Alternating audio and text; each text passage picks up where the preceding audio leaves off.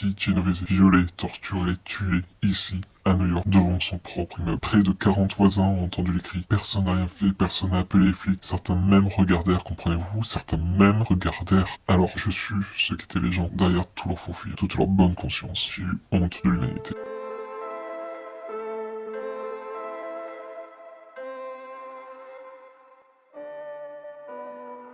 Dans l'épisode 6 de Watchmen, nous découvrons donc les origines de Rorschach. Celle-ci serait liée au meurtre de Kitty Genovese, devant non pas un, non pas deux, mais bien une quarantaine de témoins qui sont restés impassibles. Rorschach n'aurait pas supporté l'individualisme de ces gens, et ce serait ça qui aurait déclenché chez lui le besoin de devenir un vigilante. Watchmen est célèbre pour la composition des planches de Dave Gibbons, et cette séquence ne fait pas exception à la règle. Deux cases similaires côte à côte, vues en contre-plongée. Des témoins anonymes, au balcon d'immeubles menaçants, regardent en contrebas la victime d'un meurtre horrible. La répétition des cases et du texte renforce l'oppression. On est à la place de Kitty. On cherche, nous aussi, une aide qui nous est refusée. Case suivante, Rorschach conclut. Son dégoût de l'humanité l'a poussé à se fabriquer un visage qu'il pourrait regarder dans le miroir. Alan Moore joue sur les références à la réalité dans Watchmen. Beaucoup d'éléments reprennent des faits qui se sont produits dans notre monde. Cette séquence du comics est loin d'être anodine. Kitty Genovese a réellement existé. Watchmen parle ici d'un fait divers qui a eu lieu en 1964. Et la seule entorse à la réalité que semble faire le comics, c'est de transformer le nom du New York Times, par lequel le scandale éclate, en New York Gazette. On va faire un détour par le monde réel. En 1964, 2 semaines après le meurtre, le New York Times donne à ce fait divers les honneurs de la première page. 38 témoins d'une agression et d'un meurtre. Le journal titre « 37 qui n'ont pas appelé la police ». En effet, un seul témoin a donné l'alerte, mais seulement après le meurtre. L'article va faire beaucoup de bruit et avoir un impact bien plus important qu'on ne pourrait croire. 2 psychologues, John Darley et Bill Latané, vont chercher à comprendre comment on a pu arriver à une situation pareille. Les chercheurs vont mettre au point un protocole où, face à une situation supposée d'urgence, les sujets doivent rapidement interpréter et agir. Les 2 psychologues vont conclure avec cette étude à l'existence de ce qu'ils ont appelé l'effet témoin. Avant de voir de quoi il retourne, je tiens à préciser que cette étude a été reprise, analysée et poussée dans ses limites à de très nombreuses reprises et à travers le monde. On est vraiment sur une théorie dont les différentes études n'ont fait qu'affiner les résultats. L'effet témoin, c'est donc le fait que la probabilité d'obtenir de l'aide est inversement proportionnelle au nombre de personnes supposées présentes. Autrement dit, vous avez plus de chances d'être sauvé par une personne seule que par un groupe de 38 personnes. Alors, 3 raisons viennent expliquer cet effet d'inaction chez les témoins. Premièrement, la dilution des responsabilités. Pourquoi irais-je moi alors que les autres sont autant témoins que moi et donc autant responsables que moi? Deuxièmement, la peur de l'évaluation sociale, c'est-à-dire la peur du ridicule, de ne pas sembler maître de ses émotions. La peur de l'évaluation sociale est corrélée au nombre de spectateurs, sauf si ce sont des gens que l'on connaît bien.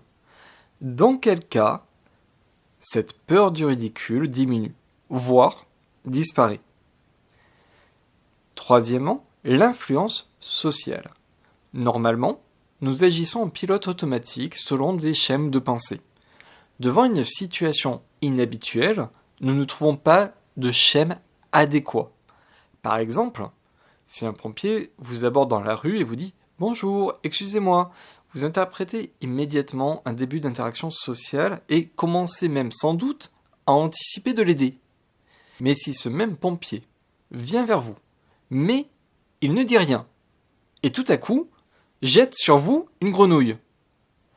Vous ne saurez pas quoi en penser. Au final, l'influence sociale implique que, sans savoir comment réagir, on imite les autres. Dans une situation inhabituelle pour plusieurs personnes, on imite donc quelqu'un qui nous imite à l'imiter. Et vous voyez bien que personne ne fait plus rien de pertinent, par conformisme. Maintenant qu'on a vu ce qui empêche d'intervenir, on va voir ce qui le permet. La décision d'intervenir se déroule en 5 étapes obligatoires. Si une seule de ces étapes n'est pas respectée, alors on n'intervient pas. Petit 1. Remarquer la situation. Petit 2. L'interpréter comme urgente. Petit 3. Développer un sentiment de responsabilité. Petit 4. Croire, posséder les compétences nécessaires pour être efficace. Petit 5. Prendre la décision d'intervenir. Enfin, il existe plusieurs facteurs qui peuvent moduler l'effet témoin. On va simplement retenir que la personnalité et les croyances des témoins n'influencent que très peu. Le contexte, au contraire, joue un très grand rôle. Si on connaît les autres témoins, si on se sent aussi en danger, si on estime avoir le temps d'agir, etc. Enfin, le fait de connaître un biais cognitif permet néanmoins de s'en prévenir. Et oui, c'est bien pour ça que j'ai pris le temps de développer toute cette partie sur l'effet témoin.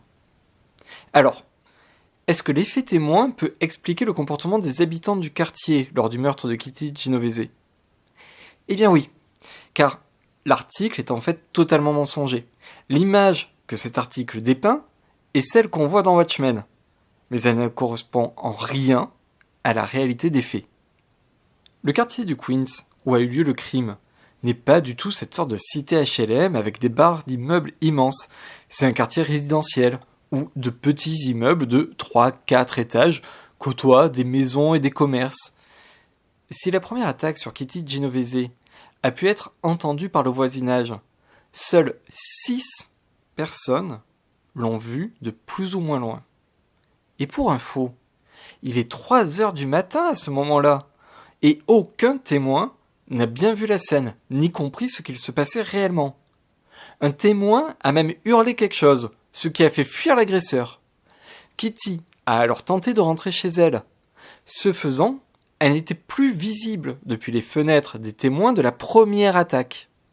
Et c'est dans le hall de son propre immeuble, à l'abri des regards, que l'homme reviendra l'agresser et la tuer.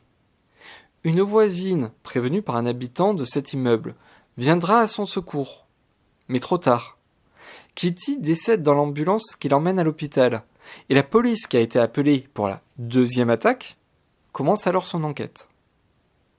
Tout d'abord, on voit bien que sur les 38 témoins, tout le monde n'est pas resté sans rien faire. Et deuxièmement, pour ceux qui n'ont pas agi, on remarque que le quartier souffre de nuisances sonores dues à la présence d'un bar, la police est appelée si souvent pour des bagarres d'ivrognes qui importunent le voisinage qu'elle ne se déplace même plus systématiquement, qu'en 1964, les violences domestiques sont considérées comme de l'ordre du privé. Si un homme bat sa femme, on préfère détourner le regard. Ce n'est pas nos affaires. En 1964, toujours, les foyers ne sont pas tous équipés d'un téléphone. Et le 911 n'existe pas encore aux États-Unis. Pour appeler la police, il faut composer un numéro différent selon les États, puis demander à l'opératrice d'être mise en relation avec le commissariat le plus proche. Une voisine a voulu appeler la police lors de la première attaque, mais elle s'est ravisée en pensant que l'officier ne la comprendrait pas à cause de son fort accent français. Enfin, il reste le témoin, dont l'explication de l'inaction est finalement la plus triste. Il expliquera à la police avoir entendu des cris. Il a appelé sa petite amie pour savoir quoi faire. Cette dernière lui a conseillé d'appeler une voisine. Il avait donc développé le sentiment de responsabilité, mais il n'a pas pris la décision d'intervenir. Quand on lui a demandé pourquoi il n'avait pas appelé la police, il a répondu, je cite, qu'il ne voulait pas être impliqué. Raconter comme ça, c'est choquant. Et ça a choqué à l'époque. Sauf que le témoin en question a reconnu plus tard qu'il n'avait pas téléphoné à sa petite amie, mais bien à son petit ami. L'homosexualité était alors un délit, et il avait peur de la police. Et a raison. Alors que les témoins décrivaient tous le même agresseur, la police s'est acharnée sur la petite amie de Kitty Genovese, sans le moindre indice pointant vers elle, au seul motif de leurs préjugés homophobes.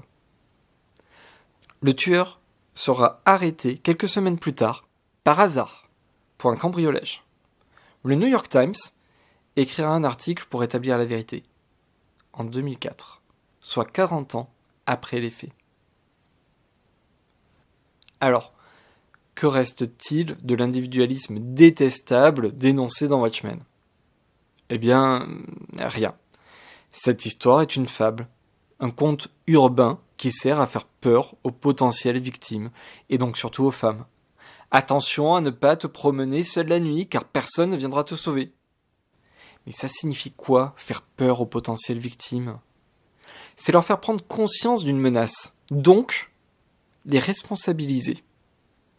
Raconter le mythe des 38 témoins impassibles, ce n'est donc pas tant dénoncer un comportement que propager un schéma de pensée, où les futures victimes connaissent les risques et donc mériteraient leur sort. Alors, comment se sortir de cette impasse ? Tout d'abord, raconter l'histoire avec ses nuances. Certes, le mythe est impactant, on le retient facilement, mais c'est à partir des nuances de la véritable histoire qu'on tire les justes conclusions. Si on juge le mythe, on a affaire à 38 salauds. Si on juge les faits, 38 personnes paumées face à une situation exceptionnelle et incertaine. Et puis, dans les faits, le nombre 38 ne vient pas du nombre réel de témoins de la scène. C'est le nombre de pages du rapport de police. Maintenant, ce que vous devez retenir de l'effet témoin. Si vous êtes agressé en présence d'une foule, interpellez une personne en particulier et incitez-la à l'action. Vous, avec le manteau rouge, appelez la police. Même si ça rate, ça augmente considérablement la probabilité qu'une autre personne vienne en aide. Ensuite, si vous êtes témoin, rappelez-vous que le ridicule ne tue pas. Vous avez mal interprété, il n'y avait pas de danger, et alors ? Qu'est-ce qu'on va vous reprocher ? D'avoir essayé d'aider ?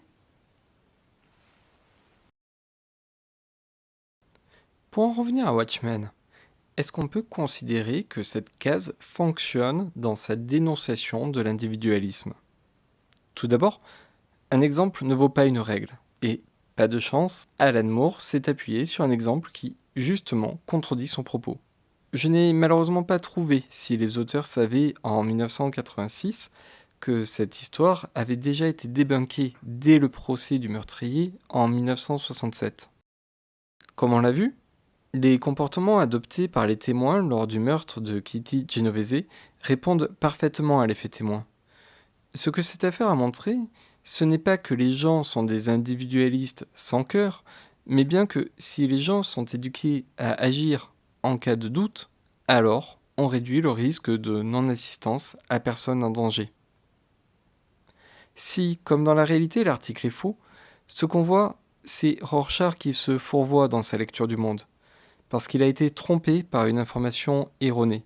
L'article l'a influencé dans sa considération pour autrui. On va quand même faire crédit à Alan Moore et Dave Gibbons de plusieurs choses.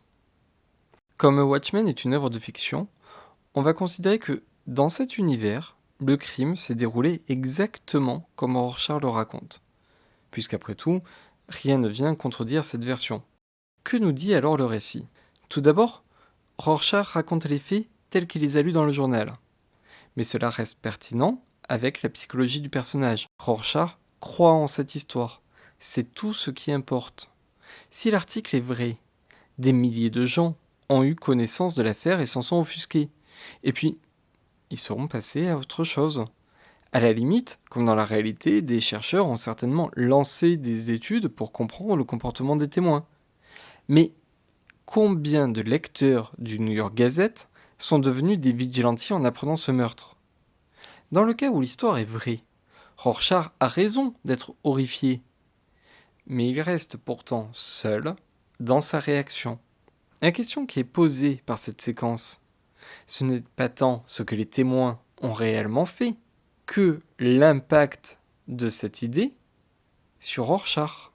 Replacé au cœur du chapitre, cette case montre que Rorschach s'identifie à Kitty en tant que victime de l'agression, victime du regard, donc du jugement d'autrui, et enfin victime de la non-assistance d'autrui. Le cadrage nous fait adopter son point de vue, celui d'une distanciation avec une société haïssable qui ne lui vient pas en aide. En nous plaçant du point de vue de Rorschach, on s'identifie nous aussi à Kitty. Nous sommes donc nous aussi distanciés des témoins qui regardent sans intervenir. Ce que nous dit ce plan, c'est que les salauds, ce sont les autres. Ce n'est pas nous. Nous, on est comme Rorschach. On est dégoûté par cette pseudo-humanité, parce qu'on vaut mieux que ça. La logique interne du personnage se voit dans la mise en scène. Première case, la contre-plongée est menaçante. Les visages sont indistincts. On subit le jugement d'une foule informe. La deuxième case reprend la contre-plongée, mais zoom. Cette fois-ci, on voit les visages. Toujours menaçants, certes, mais le cartouche vient à présent juger les témoins. Un renversement psychologique a alors lieu. Cette fois-ci, c'est nous qui jugeons les témoins. Première case, Rorschach se sent victime d'un système. Deuxième case, pour résoudre son complexe d'infériorité, il réévalue la société. Cette société étant à présent aux yeux de Rorschach moins bien que lui, il n'a plus à en souffrir. Il résout son complexe d'infériorité en développant un complexe de supériorité. Ce qui est amusant avec cette séquence, c'est qu'en posant mal une dénonciation de l'individualisme, la construction de Rorschach n'en devient que plus pertinente. Quand Rorschach évoque ce moment pivot de sa vie, il pointe en réalité du doigt le moment où il s'est radicalisé. Que l'article soit vrai ou non, c'est son impact sur la psyché de Rorschach qui va être central, car dans tous les cas, Rorschach va croire à cette histoire. Tout ça, c'est ce qu'on pourrait déduire en toute logique de ce constat. Sauf que non. La question de la véracité de l'information écrite est en réalité cruciale. On va devoir faire un gros détour par la réalité pour voir ça, mais promis, le raisonnement va se reconnecter à Watchmen et on va finir par retomber sur nos pattes. Histoire de bien commencer, on va faire un petit aparté dans le gros aparté. En sciences dures, on peut parler de vérités absolues. Si on prétend que A est toujours supérieur à B, alors il suffit d'un seul contre-exemple pour prouver que c'est faux. En sciences sociales, on ne démontre pas de vérités absolues, mais des tendances. Il est souvent question d'une plus ou moins grande majorité de personnes qui agissent d'une certaine manière. Très souvent, on estime une différence de 5% comme significative. Mais la considération de variables non contrôlables peut moduler ce chiffre. Le plus souvent, une différence de 10 ou 15% sera considérée comme très significative. On regarde donc des statistiques, des probabilités. Ce n'est pas parce qu'il y a des contre-exemples que c'est faux. Pour questionner la validité d'un résultat en sciences sociales, il faut pointer les faiblesses et les biais de l'étude.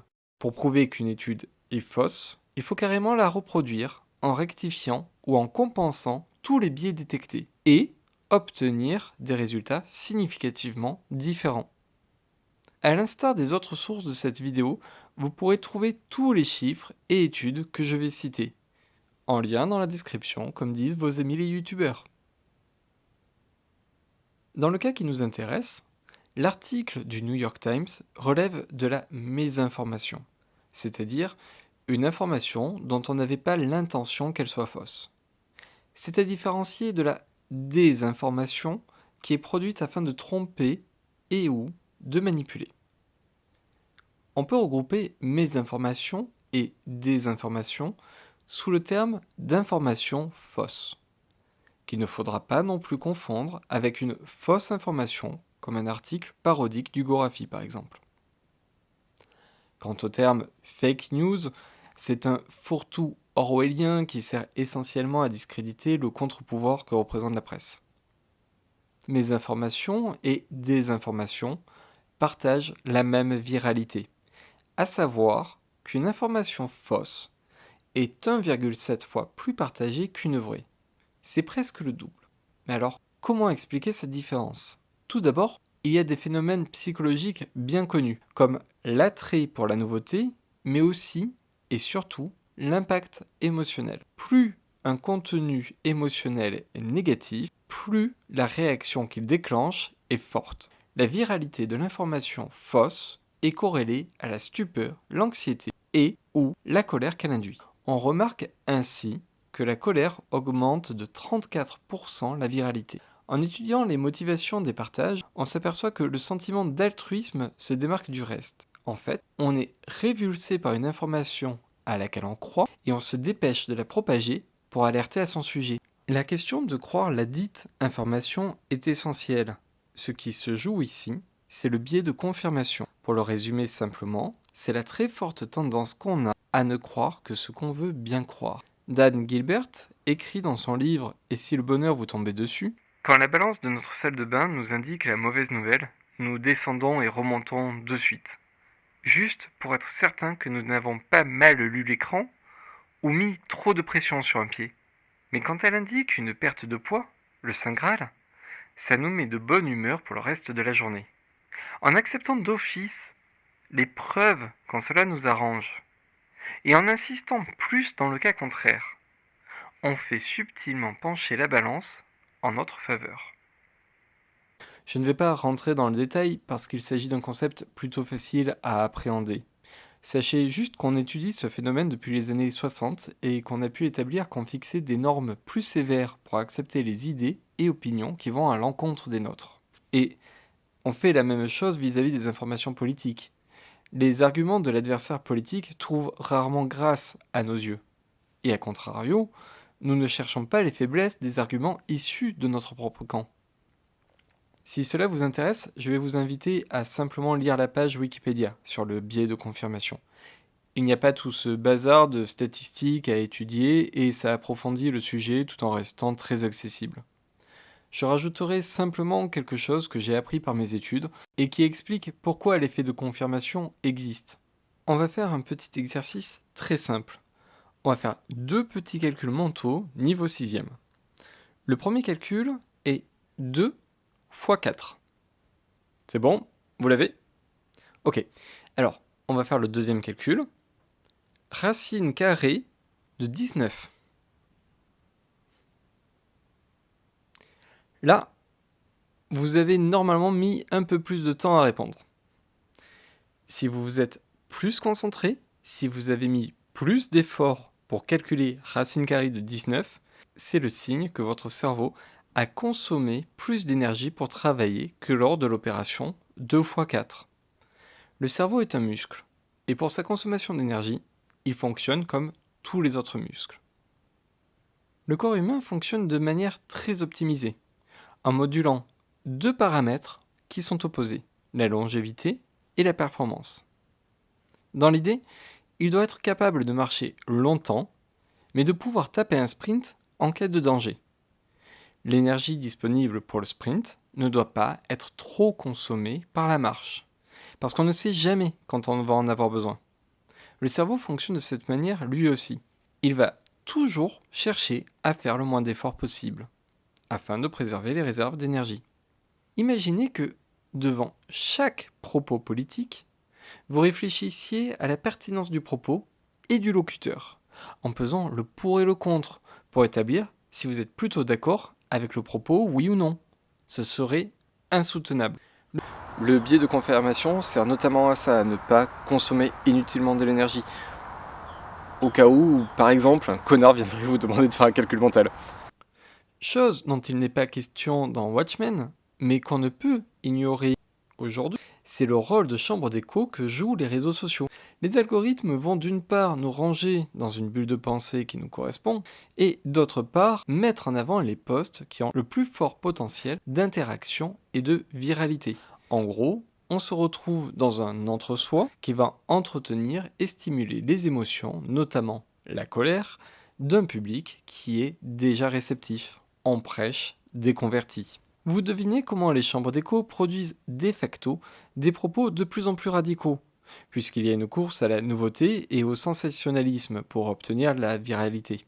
L'exposition répétée de ces propos à un public déjà réceptif élargit par conséquent la fenêtre d'Overton, c'est-à-dire les propos qu'on juge acceptables d'entendre. Ce faisant, il faut donc tenir des propos toujours plus radicaux pour obtenir la sacro-sainte viralité. C'est une spirale infernale. Il faut tout de même savoir raison garder.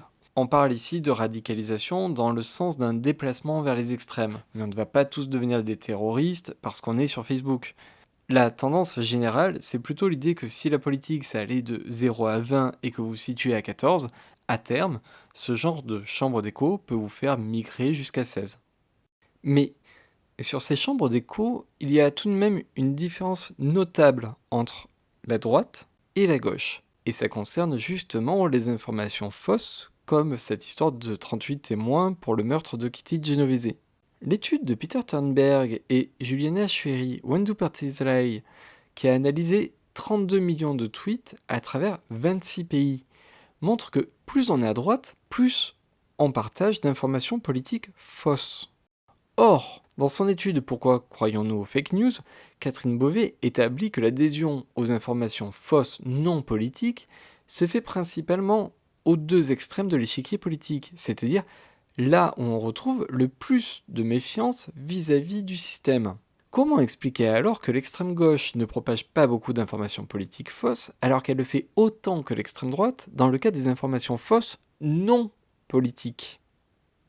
Juste pour rappel, on parle bien de tendance et il y a forcément des contre-exemples à tout ce que je vais dire. On va aussi garder à l'esprit que l'écrasante majorité des gens qui partagent une information fausse le fait en croyant bien faire, pour aider. Selon Catherine Beauvais, le facteur le plus protecteur face aux informations fausses, c'est la littératie, c'est-à-dire les compétences d'accéder, comprendre, évaluer et utiliser une information écrite dans la vie quotidienne.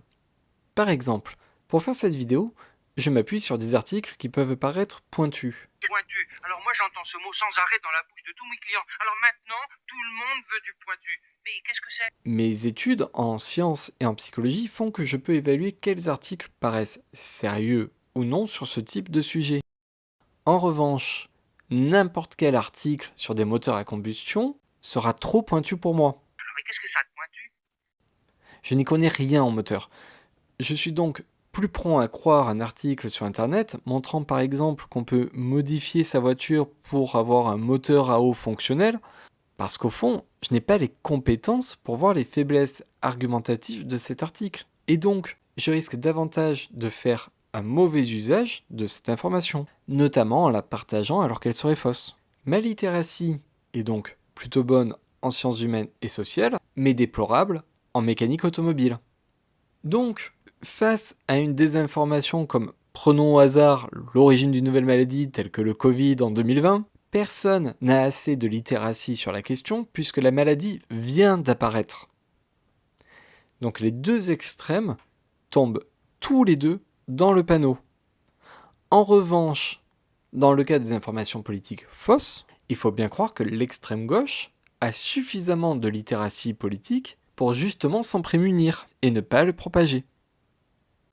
Gilles Deleuze disait « Être de gauche, c'est d'abord penser le monde, puis son pays, puis ses proches, puis soi. Être de droite, c'est l'inverse. » Une étude parue dans Nature tend à le démontrer.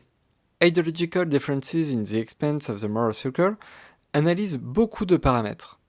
On va juste s'intéresser à sa cartographie de l'allocation morale. Pour rappel, du point de vue des Américains, les conservateurs c'est la droite et les libéraux c'est la gauche. Sur cette cartographie, l'individu est au centre. Plus un cercle est loin du centre, plus il intègre des éléments émotionnellement éloignés de l'individu. Le premier cercle comprend la famille, le dernier, toute chose de l'univers. Les cercles sont inclusifs, c'est-à-dire que chaque cercle ajoute une nouvelle catégorie à ce qui était déjà compris par le cercle précédent. Ce qu'on voit, c'est qu'un nombre de libéraux bien plus important que de conservateurs indique se soucier des animaux vivant dans d'autres pays au même titre qu'ils se soucient d'étrangers, d'inconnus, d'amis ou de membres de leur famille. Ce que montre aussi cette cartographie, c'est une hiérarchisation proche de celle énoncée par Deleuze. La gauche tend à se soucier autant du monde que de soi, quand la droite hiérarchise par esprit de clocher. Pour résumer, ces cartographies conceptualisent les tendances suivantes. Pour la droite, on ferait une hiérarchie entre les individus, où moins l'on est proche des groupes d'appartenance restreints des personnes testées, moins on compte à leurs yeux. Pour la gauche, au contraire, il n'y aurait pas de hiérarchie entre les individus. Sauf qu'une notion phare à gauche, c'est la lutte des classes, c'est-à-dire la résistance d'une classe inférieure face à la domination d'une classe supérieure. Et ça, c'est une bonne hiérarchie des familles. La gauche hiérarchise aussi, mais elle le fait au niveau du système. Du coup, si on arrête la réflexion ici, on peut conclure qu'à gauche, on a tendance à avoir une conception structuraliste du monde, c'est-à-dire où une construction sociale vient organiser une hiérarchie entre les individus, quand à droite, la tendance serait à l'essentialisme, c'est-à-dire la croyance que certains individus valent fondamentalement moins que d'autres. Ce qu'on retrouve en effet dans certains discours politiques de droite. Les racailles contre les honnêtes gens, ceux qui ont réussi contre ceux qui ne sont rien. Vous remarquerez ici que 3 de ces termes sont essentialistes. Vous êtes né ainsi, vous ne changerez jamais. Mais voilà ce qui me pose problème. Si on arrête la réflexion maintenant, on établit donc que la droite est essentialiste, c'est-à-dire raciste, homophobe et tout ce que vous voulez. Et à gauche, on va se gargariser de valeurs mieux que la droite, pardon. Mais ce faisant, en fait, on oublie tout le chemin de pensée qui, lui-même, est essentialisant. Il nous faut en fait nous attarder sur ce que représente l'allocation morale sur ces cartographies. Qu'est-ce que ça signifie être émotionnellement proche ou éloigné?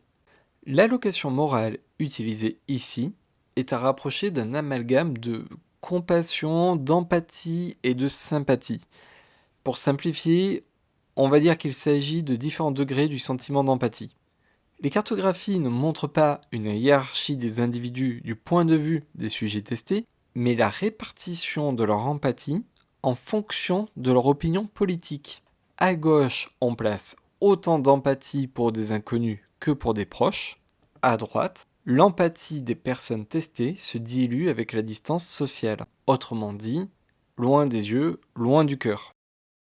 Maintenant, il faut garder à l'esprit que si cette étude montre une corrélation, c'est-à-dire 2 paramètres qui évoluent conjointement, elle ne détermine nullement une causalité. Impossible de dire si c'est notre empathie qui va nous faire adhérer à des opinions politiques ou si ce sont nos opinions politiques qui influencent notre empathie.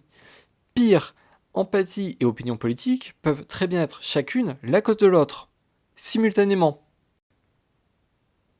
De manière générale, émotion et cognition ne sont pas à opposer.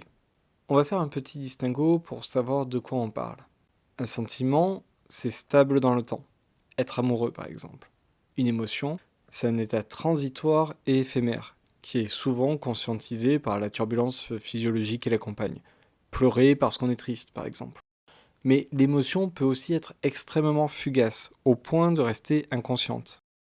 Enfin, la cognition, c'est le processus par lequel on prend connaissance, évalue et décide. Imaginez-vous face à un ours. Vous allez en une fraction de seconde évaluer la situation, autrement dit déterminer le danger, réagir par la peur, mettre en place une stratégie de survie, à savoir la fuite ou rester figé pour échapper à l'attention du prédateur.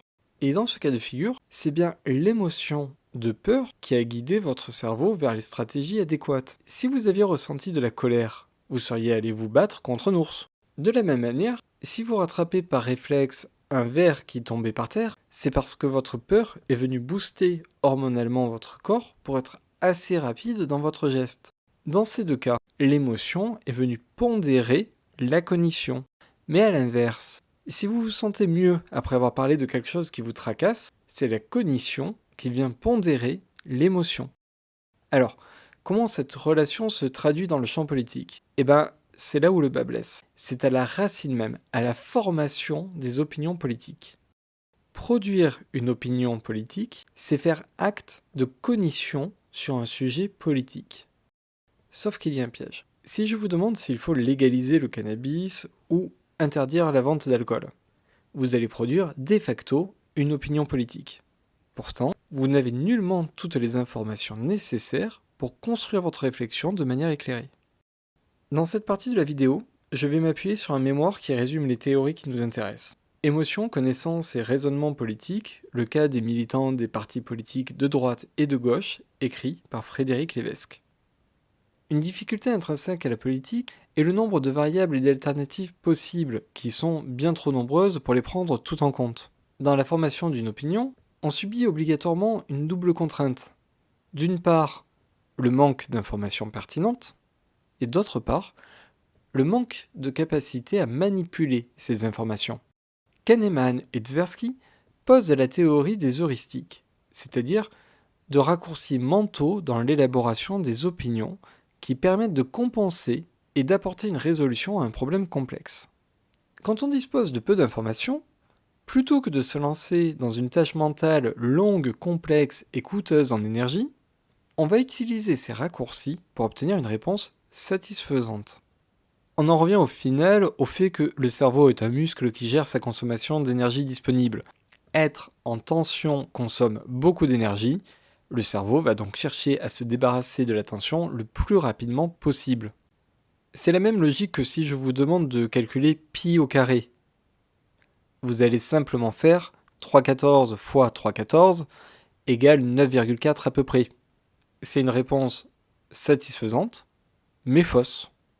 Vous n'avez fait qu'une estimation, mais vous vous en êtes contenté. De la même manière, l'utilisation d'heuristiques peut mener à des erreurs d'appréciation systématique.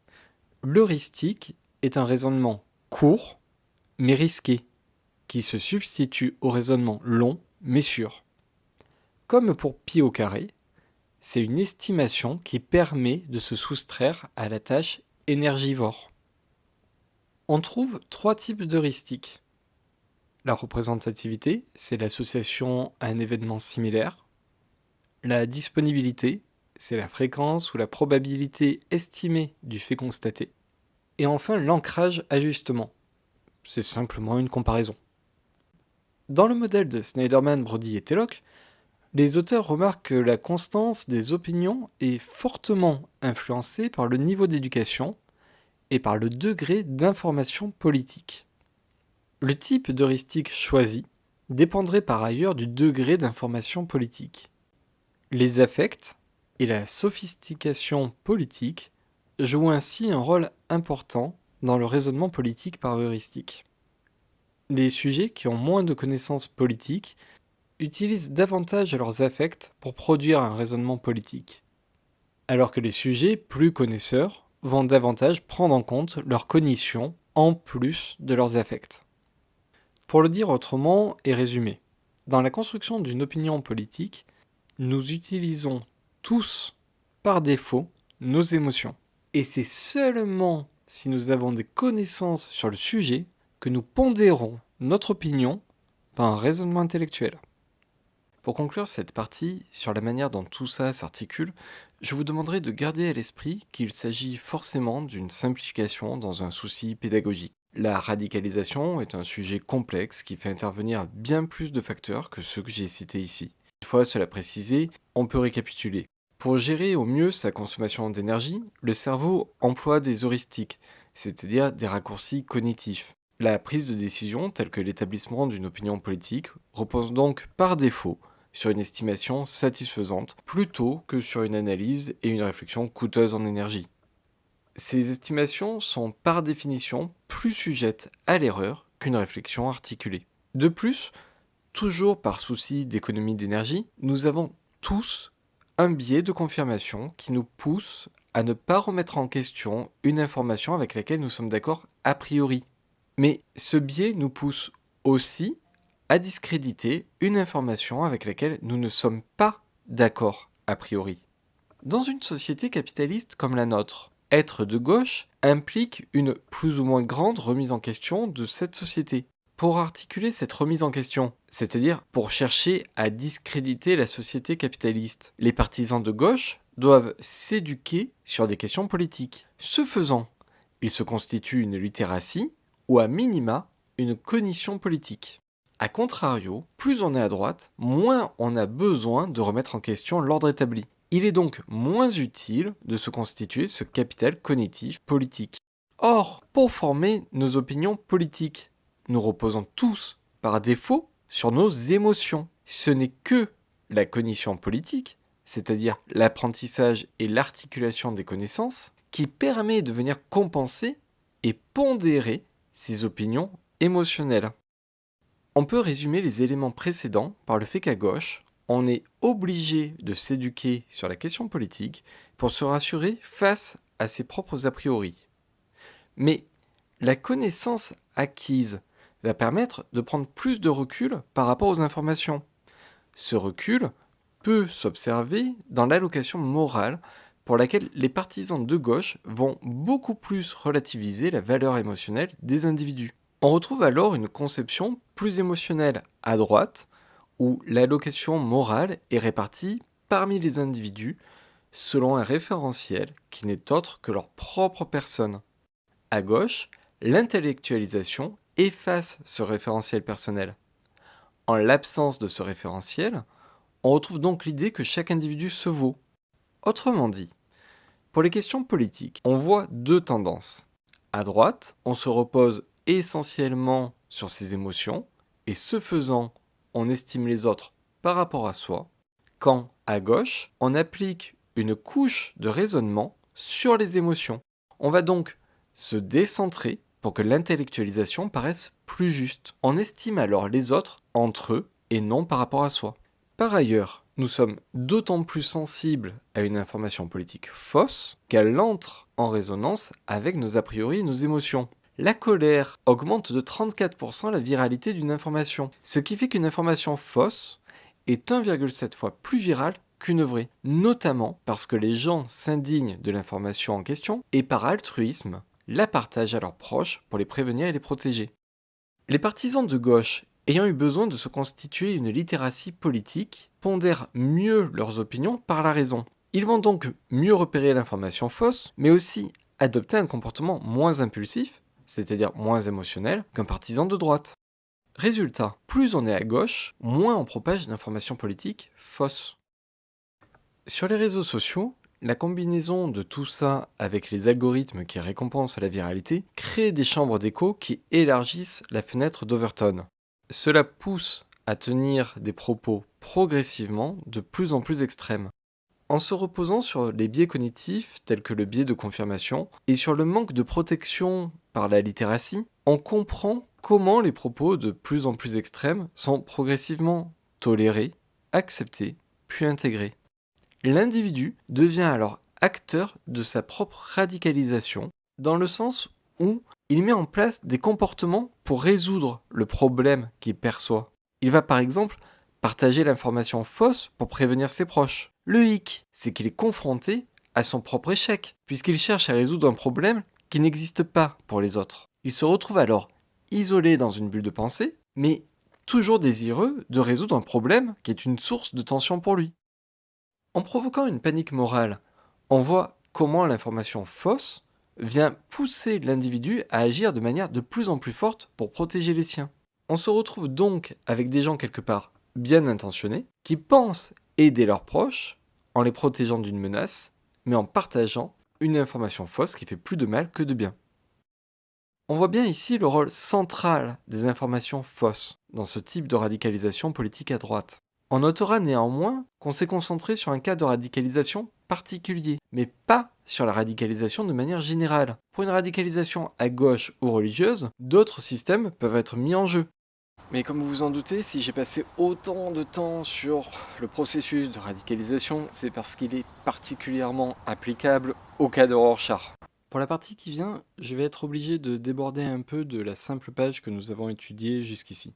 Je vais rester volontairement vague afin d'éviter les spoilers du fait que l'intérêt de ce 6e épisode est l'approfondissement du personnage de Rorschach. Néanmoins, il suffit de feuilleter l'épisode pour voir explicitement ce dont je vais parler. Je vais donc inviter tous ceux qui ont le comics pas loin à l'attraper, à faire pause et à se le remettre en mémoire.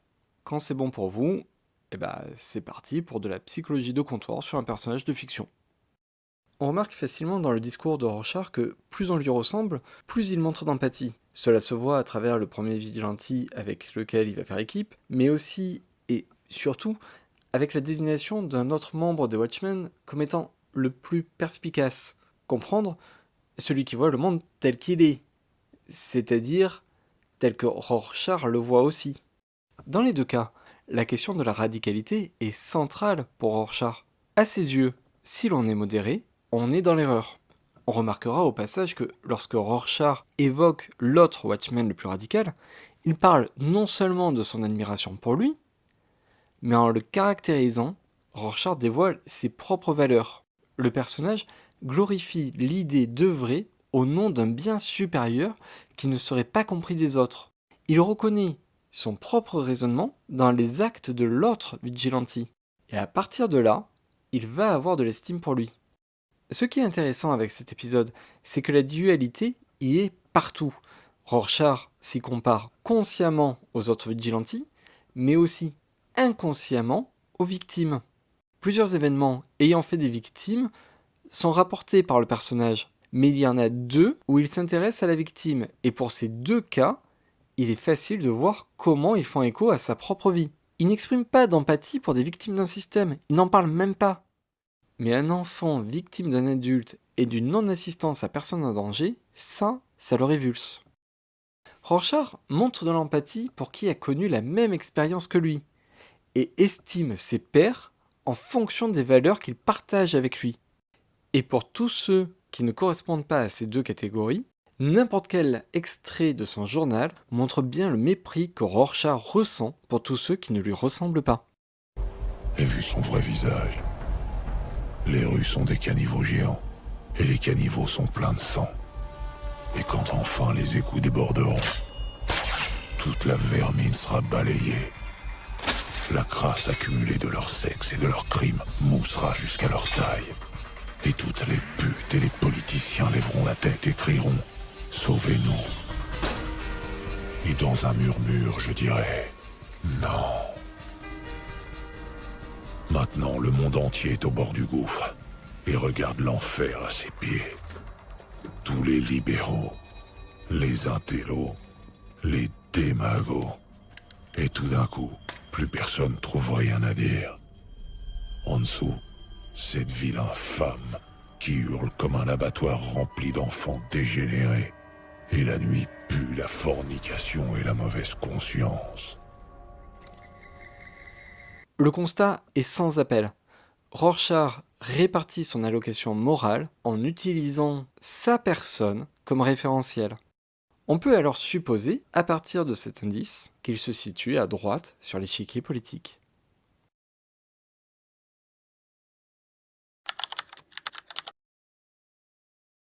Dans ce 6e épisode, nous assistons à plusieurs anecdotes du point de vue de Rorschach. Ces anecdotes ont pour rôle d'être des événements significatifs dans la construction du personnage. Autrement dit, ce sont des séquences qui viennent résumer sa construction mentale, des raccourcis si vous préférez. On peut donc considérer ces événements comme révélateurs des estimations satisfaisantes du personnage. 3 grands axes se dégagent alors. La société est violente et injuste. Non seulement les mauvaises actions ne sont pas punies, mais elles ne sont même pas dénoncées. Pire, une victime qui se révolte contre ses agresseurs est sanctionnée. La société ne reconnaît donc pas les vraies victimes, mais de manière générale, de l'expérience de Rorschach, on se définit par le rejet, l'exclusion. Lorsqu'il est enfant, on voit notamment comment les autres se définissent par leur rejet de Rorschach. Ce qui conduit Rorschach à se construire lui-même en tant que rejet, un rebut de la société au sens le plus strict du terme. Cela se comprend particulièrement quand la cliente refuse finalement la robe qu'elle avait pourtant commandée. Je vais vous inviter à relire ce que la mère de Rorschach lui avait dit lorsqu'il est enfant. Le parallèle est vraiment intéressant. Personne n'en voulait, il était fait pour moi. Rorschach ne remet pas en question le fait d'être rejeté de tous, il le prend comme un état de fait. Il ne mérite pas mieux. Il fait un complexe d'infériorité. Quand Rorschach découvre l'article des 38 témoins silencieux, il y croit immédiatement. Pire, il y croit si fort qu'il va même relier cet événement à lui sans aucune preuve. Il ne se rappelait pas le nom de la cliente, mais il est pourtant sûr que c'est elle la victime dont parle l'article. En fait, l'article est si vrai qu'il en devient un souvenir de sa propre vie. Et cette projection se retrouve dans l'illustration de la scène. Rorschach et Kitty se confondent. Pour la forme, on va quand même énoncer les évidences. L'article parle d'un homme qui viole puis tue une femme plus faible que lui. Mais surtout d'une victime de témoins qui ne lui ont pas porté assistance de quelque manière que ce soit. Il n'est pas difficile de voir comment cela vient confirmer les croyances de Rorschach. La société est violente et injuste, elle repose sur le rejet des vraies victimes qui ne sont pas aidées. Ce meurtre horrible est la preuve par l'exemple de la validité de son système de croyance. On remarquera au passage que Rorschach désigne la lecture de cet article comme le moment pivot qui l'a fait devenir un vigilante. C'est dire l'importance de l'événement. Et pourtant, Rorschach n'évoque pas avoir enquêté sur cette affaire. Il n'a même pas questionné les faits. L'article est bien venu confirmer son système de croyance. Des trois heuristiques que nous avons vues, la représentativité, la disponibilité et l'ancrage-ajustement, seul ce dernier peut être analysé ici. Pour le coup, la structure de l'épisode va nous faciliter la tâche, puisque Alan Moore joue sur le motif de la symétrie en référence au masque de son personnage. On a donc un choix de séquences qui se répondent à différents niveaux et sont parfaites pour voir l'ancrage-ajustement au meurtre de Kitty Genovese. Tout d'abord, il faut adresser la violence sexuelle qui est évoquée, mais rapidement évacuée par Rorschach. C'est quelque chose qui parcourt tout l'épisode et son bonus. À chaque fois qu'il y est confronté, c'est comme si Rorschach reconnaissait cette violence, mais ne s'y attardait pas, pour ne pas risquer d'affronter ses propres traumatismes. Néanmoins, ce que le lecteur perçoit entre l'image du meurtre de Kitty et l'événement dans l'enfance de Rorschach, c'est la figure du voyeur. Dans les deux cas, le témoin, le voyeur, devient le sujet principal de l'événement. Ensuite, le plus évident, c'est la comparaison entre le meurtre de Kitty et l'agression du jeune adolescent quelques années plus tôt. On retrouve dans les deux cas une agression en public, où les témoins ne font rien pour aider la victime, qui ne fait pourtant pas le poids face à son agresseur. Sauf que l'issue des deux agressions diffère. Dans le souvenir de Rorschach, l'adolescent victime se rebiffe et blesse l'un de ses agresseurs. Ce n'est qu'à ce moment-là que la foule intervient pour l'arrêter. Lui qui était agressé en premier. Le meurtre de Kitty vient enseigner à Rorschach ce qui se serait passé si l'adolescent n'avait pas attaqué son agresseur. Il serait mort et personne ne serait intervenu pour l'aider. Le meurtre de Kitty vient renforcer l'idée que les humains sont pourris, puisque l'histoire de l'adolescent n'est plus l'exception, mais la règle. Non seulement la société ne protège pas ce que Rorschach identifie comme des victimes, mais en plus elle punit les victimes qui se défendent. Du point de vue de Rorschach, la société reconnaît l'agresseur, mais pas la victime. Rorschach se retrouve donc seul à reconnaître les véritables victimes. Il porte alors le fardeau d'une justice qui n'est pas rendue, ce qui n'est pas acceptable. C'est une source de tension.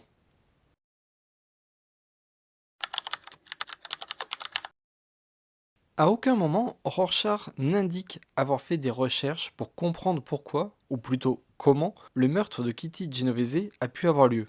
De même pour tous les événements qu'il a pu évoquer.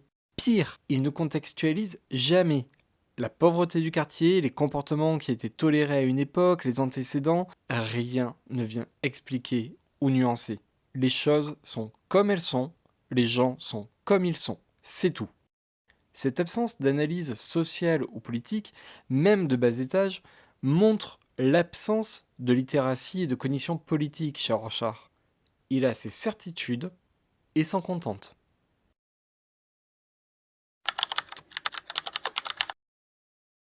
Jusqu'à ce qu'il lise cet article, Rorschach ne remet pas en question le monde dans lequel il vit. Grâce à son complexe d'infériorité, il accepte sa position sociale et ne souffre pas de tensions cognitives. Il estime mériter d'être rejeté. Ça, c'est encore un autre biais cognitif, celui de la croyance en un monde juste. On croit mériter ce qu'il nous arrive et qu'il nous arrive ce qu'on mérite. Pour Rorschach, le monde est juste, dans le sens où il est fonctionnel, puisque chacun est à sa place. Il existe une hiérarchie sociale dans laquelle il se situe simplement tout en bas. Mais la lecture de l'article vient heurter sa vision. Non seulement le meurtre de Kitty Genovese est injuste, mais il vient déclencher des affects forts chez lui en rapport à la violence, la sexualité, le voyeurisme, la non-assistance à personne en danger, l'abandon. Sans raisonnement pour venir pondérer ses émotions, Rorschach se projette totalement dans ce crime. Il adhère d'autant plus à l'idée que les humains sont mauvais, violents et hiérarchisés. Mais il y a un problème. Rorschach ne conçoit pas que Kitty Genovese mérite son sort. L'adolescent qui avait blessé son agresseur avait fini en maison de correction. La société a puni la victime, certes, mais la victime avait eu un comportement qui faisait qu'elle méritait sa punition. Le monde était juste. Or, Kitty n'a rien fait pour mériter son sort. Le monde n'est plus juste. Mais alors que le monde n'est plus juste pour Kitty, Rorschach se projette dans son histoire. Par extension, le monde n'est plus juste pour Rorschach aussi. Et ça, c'est une source de tension que le cerveau doit régler. Or, Rorschach ne dispose visiblement pas de cognition politique qui lui permettrait de concevoir différemment la société. Il ne peut pas reconfigurer tout son système de croyances. Pour faire disparaître la tension, il va falloir trouver une solution qui conserve son système de croyances tel qu'il est, en n'utilisant que les outils dont il dispose déjà. La réaction de Rorschach va par conséquent être essentiellement émotionnelle. Rorschach estime mériter sa place en bas de la société. Comme Rorschach ne peut pas estimer que Kitty a le sort qu'elle mérite, et qu'en cet instant, elle et lui se confondent. Il va donc se réévaluer. Si Rorschach se place au-dessus des autres, la société peut rester violente et hiérarchisée. Les autres l'ont rejeté parce qu'ils étaient menacés par lui. C'est logique, le monde fonctionne bien, le monde est donc juste, plus de tension. Rorschach a alors résolu son complexe d'infériorité par un complexe de supériorité. J'ai eu honte de cette humanité. Rorschach se pose en juge. Il va s'octroyer le droit de vie et de mort sur les autres. L'article de journal est venu renforcer son système de croyance et vient le radicaliser. En lui faisant adopter une nouvelle perception de lui-même, Rorschach se retrouve en position de responsabilité. En étant au-dessus des autres, il va pouvoir agir pour protéger ceux qui lui ressemblent. Mais là encore, chez la plupart des gens, cela aurait signifié s'engager socialement ou politiquement pour protéger les plus faibles ou leur venir en aide. C'est parce que Rorschach n'arrive pas à dépasser son système de croyance, qui est de base défaillant ou perverti, qu'il prend la voie du vigilante. Rorschach souhaite peut-être réellement aider son prochain, mais il veut le faire d'une manière qui lui permette d'exercer de la violence, comme lui en a été victime, de rendre l'appareil. Apporter la justice pour les autres est un moyen pour lui de se venger.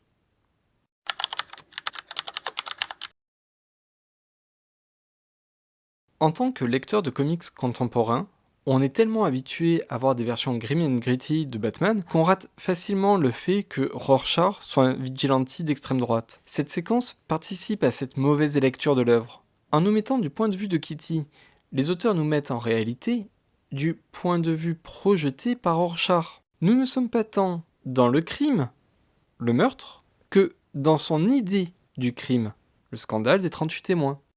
Sans rentrer dans les détails, le sort de Kitty dans la réalité a été cauchemardesque.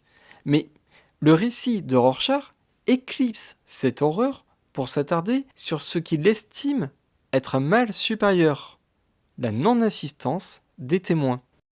Personne ne semble paniqué ou horrifié. La scène est invraisemblable, et pour cause, c'est un fantasme. certains même regardèrent. Rorschach n'était pas là. Il a juste lu un article de journal qu'il a conforté dans sa misanthropie. C'est un biais de confirmation pour le personnage, mais aussi pour le lecteur. Car le lecteur, à ce moment-là, n'a aucune raison de douter de Rorschach. Sans contradiction et pris par le récit, le primo-lecteur ne va pas faire attention et va considérer cette anecdote comme vraie dans le récit. Le raisonnement de Rorschach, qui explique alors détester depuis le genre humain, se tient. C'est même convaincant, puisque la mise en scène nous met à la place de la victime. Le primo-lecteur a donc de fortes chances de reconnaître dans cette séquence une dénonciation criante de l'individualisme, alors qu'il n'en est rien. Le lecteur averti, ou le relecteur, qui connaît davantage le personnage, percevra mieux que c'est justement parce que Rorschach était déjà misanthrope que ce crime l'a interpellé. Pour ceux qui ont lu le comics, si vous relisez la page, vous verrez que le lien entre Kitty Genovese et Rorschach est tout sauf certain. La seule chose qui est sûre, c'est que Rorschach a choisi de croire en ce lien après sa lecture de l'article. Des faits divers avec des noms italiens, il y en a plein, mais c'est celui-ci en particulier qui l'interpelle. Celui où la victime est la proie de son agresseur, mais aussi et surtout, au goût de Rorschach, de la société. On notera alors que si le récit du crime par Rorschach montre 2 fois les témoins avec un plan plus resserré pour insister sur leur culpabilité, nulle part on voit Kitty ou son agresseur. Rorschach n'imagine pas l'agression, il n'imagine que les témoins. Son attention n'est pas tournée vers la victime, elle ne l'est même pas vers le meurtrier. Sa lecture de ce crime reflète sa pensée. Les prétendus honnêtes gens prennent toute la place par leur mépris. Rorschach ne prend pas la cape pour venger Kitty Genovese. Il devient vigilante pour punir ce qui est d'après lui une société pourrie. Son objectif n'est pas de protéger, mais de sanctionner. Alan Moore est-il un pseudo-auteur incompétent, incapable de vérifier un article avant de l'utiliser dans son scénario ? Pas du tout. Juger la qualité de l'auteur ou de l'œuvre sur un seul détail qui n'atteint pas la perfection attendue serait totalement ridicule. Watchmen doit son statut d'œuvre culte à sa qualité indéniable sur de nombreux aspects, peut-être trop nombreux pour en faire la liste exhaustive. L'œuvre joue à la fois sur l'histoire des comics, le concept de super-héros, son rapport au réel, son intrigue et ses personnages. Chaque épisode pouvant rajouter des couches de complexité comme le thème de la symétrie dans l'épisode 6, qui se retrouve graphiquement mais aussi scénaristiquement, et là encore sur plusieurs niveaux. Le fait que Watchmen pose à tort l'affaire des 38 témoins comme vraie est certes problématique, en cela que l'œuvre participe à la diffusion d'une information fausse, mais beaucoup de lecteurs qui n'ont jamais entendu parler de cette affaire l'ont sans doute prise pour aussi fictive que tout le reste du comics. Il faut remarquer qu'en tant que Français, et en l'absence de bonus explicatifs, nous percevons de moins en moins combien Watchmen était construit en référence à la culture états-unienne des années 80. Que ce soit des événements politiques, des moments marquants de la télévision, des influences explicites pour les lecteurs à l'époque, toute cette compréhension se perd avec le temps. Quand le comics Watchmen est publié pour la première fois en 1986, l'affaire des 38 témoins a une vingtaine d'années et fait partie de la culture populaire au même titre que celle du petit Grégory chez nous. C'est une affaire marquante que les lecteurs américains de l'époque reconnaissent immédiatement. C'est pour cela que je disais qu'il demeurait problématique que le mythe ne soit pas débunké dans le comics. Watchmen a involontairement participé à la diffusion d'une mésinformation pendant des années. Mais il faut aussi reconnaître que cela est moins vrai aujourd'hui, puisque l'affaire est oubliée avec le temps et que par conséquent, les lecteurs perçoivent de moins en moins la référence. L'ironie de l'histoire, c'est tout de même que cette erreur d'Alan Moore améliore son scénario. Et pourtant, on ne pouvait pas dire qu'il y avait beaucoup de marge de progression possible. Cette séquence visait entre autres à ce que le lecteur ait plus de sympathie pour le personnage de Rorschach, non pas dans le sens où on le trouverait plus sympa, mais bien dans la définition originale du mot sympathique, c'est-à-dire qu'on ressente la même chose que lui en même temps. Le lecteur est révulsé par cette affaire exactement comme Rorschach. Or, considérer l'affaire des 38 témoins pour ce qu'elle est, à savoir un mythe, donne une autre perspective à cette séquence. Voir Rorschach se radicaliser à partir d'une information fausse permet de mieux comprendre sa manière de penser. Dans tous les cas, il était question de mieux connaître le personnage. Mais considérer le mythe des 38 permet d'éviter le risque d'identification. On garde le recul nécessaire pour analyser Rorschach. L'affaire des 38 témoins est explicitement indiquée dans le récit comme une clé de compréhension sur le personnage. Mais selon si le lecteur sait ou non la vérité sur cette affaire, sa lecture de l'épisode en est changée. C'est une faille de sécurité dans le raisonnement. Si on tombe dedans, on a l'expérience de lecture qui nous rapproche émotionnellement de Rorschach, et si on évite la faille, on l'analyse plus froidement, mais on comprend mieux le fonctionnement du personnage. Les deux approches sont pertinentes par rapport au récit, mais elles vont placer le lecteur différemment par rapport à Rorschach. L'expérience de lecture qui va en découler sera donc différente. C'est en cela que cette erreur initiale d'Alan Moore devient géniale. Au cœur d'un épisode dont le sujet est l'analyse de Rorschach, connaître un détail vient bouleverser la perception et donc l'analyse du personnage. Le lecteur se retrouve inconsciemment dans la même position que l'autre personnage important de l'épisode 6. Pour connaître Rorschach, il faut connaître le plus d'éléments possible, mais chacun de ces éléments porte en lui le risque de guider le raisonnement dans la mauvaise direction. Le doute doit alors accompagner chaque étape de l'analyse, mais sans venir la parasiter. Car une fois que le doute s'est implanté, il est facile de tomber dans son piège.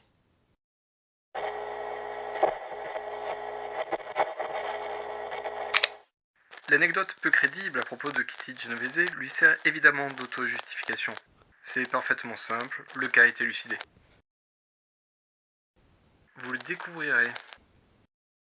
Je me demande ce qu'il voulait dire.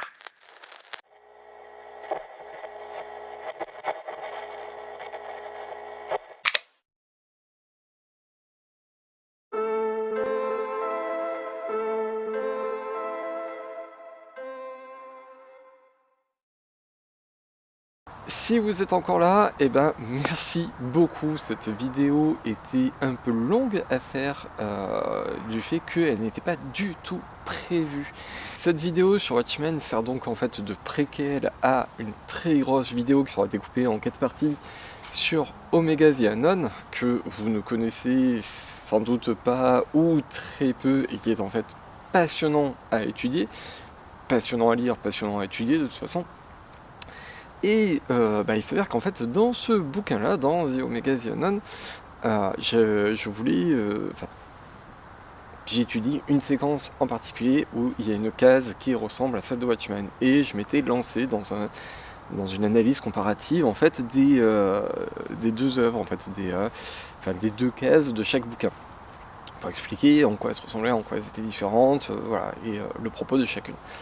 Sauf que ce faisant, je me retrouve dans un énorme tunnel dans Omega pour expliquer la séquence de Watchmen, pour expliquer en fait toute l'affaire autour de Kitty Genovese, et je me retrouvais avec 30 minutes où je parlais de contextualiser Watchmen dans une vidéo qui devait parler de ce bouquin-là. Donc au final, j'ai sorti cette séquence sur Watchmen pour la mettre à part, pour l'étudier en fond en comble. Donc c'est aussi pour ça que ça a pris un peu de temps. C'est que de ce qui devait simplement être une séquence, il fallait en faire une vidéo en entier.